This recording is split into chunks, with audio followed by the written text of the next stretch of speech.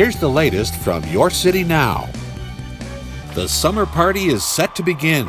It's Denver Pride Fest, a celebration for everyone, not just the LGBTQ community. So Denver Pride Fest is the largest in the Rocky Mountain region, and so we usually see about 500,000 people that come to the city of Denver in our festival year. Pride has lots of meanings to different people. It is their coming out story, it's their, kind of how they associate with the community within this time frame that we celebrate 1 month out of the year, which is the Pride season. This year, the organizers have scheduled a combination of virtual and in-person events. This was done to observe public safety as Denver continues to recover from the pandemic. This year we are offering different opportunity for people to celebrate whichever way that they're comfortable with doing. I think that's going to also bring a lot of folks to the Denver Pride scene as it is in a virtual world. But typically, we are fully out in a festival in the middle of Civic Center Park and just enjoying ourselves with music and festivities and a parade, and it really is a time that the community will come together to actually just be united and be one. The free two-day event continues to grow in popularity every year and is hosted by the Center on Colfax. The very first Pride March permit was pulled in June of 1976, and that's what started the center. And that is where we started our journey, was from a small piece of paper as a permit for a march down the sidewalks of Colfax because we weren't allowed to march on the streets. And now here we are 45 years later. But to the people that pulled the permit in 1976, I say thank you for your bravery.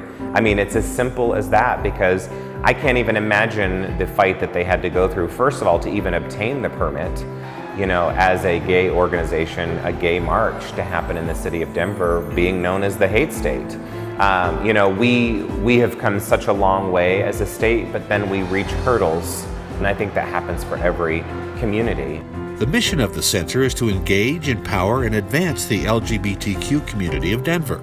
Programs and resources consist of youth groups, advocacy for elders, as well as providing support to transgender and non-binary individuals. So we do a lot in the space, and sometimes people are walking in here for the very first time during an event, a special event that we will hold. And we have more activists that are happening, especially the young folks that are coming up in Colorado. We have so many young activists just in the state of Colorado. It's a beautiful thing to see, because now it's getting recognized by elders in our community that, oh, these are the younger folks that are going to take over the world eventually. It's in the hands of our youth, and it's up to us to cultivate what we want them to produce in the future. So we work with, Juneteenth, Black Pride, One Colorado, a lot of organizations that are out there providing services for people that are underserved or for those that are forgotten. And that's a horrible thing within the community, that we have a lot of forgotten people. And so how do we uplift them? And it's through these other organizations that are able to do that, so we can act as a conduit to support and help them succeed within their festival.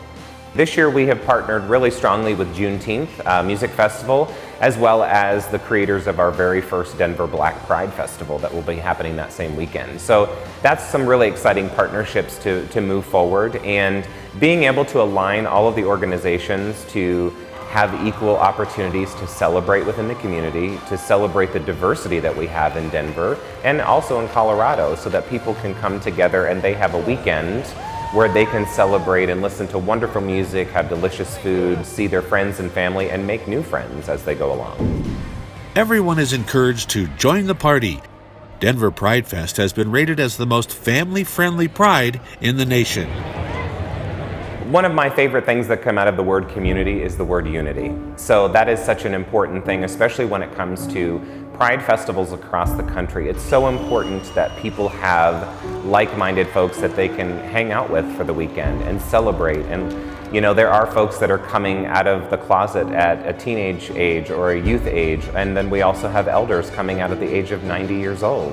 So it's such the wide array of folks that come together, and for them to be able to interact and tell their stories to each other, I think that just creates more impactful moments. And it's really important for us as an organization that we're creating spaces that are safe for everybody in the community, that they can come together and celebrate. Yes, it might just be that weekend that they get together every year, but hopefully it sparks conversations and relationships throughout the rest of the year that they can enjoy.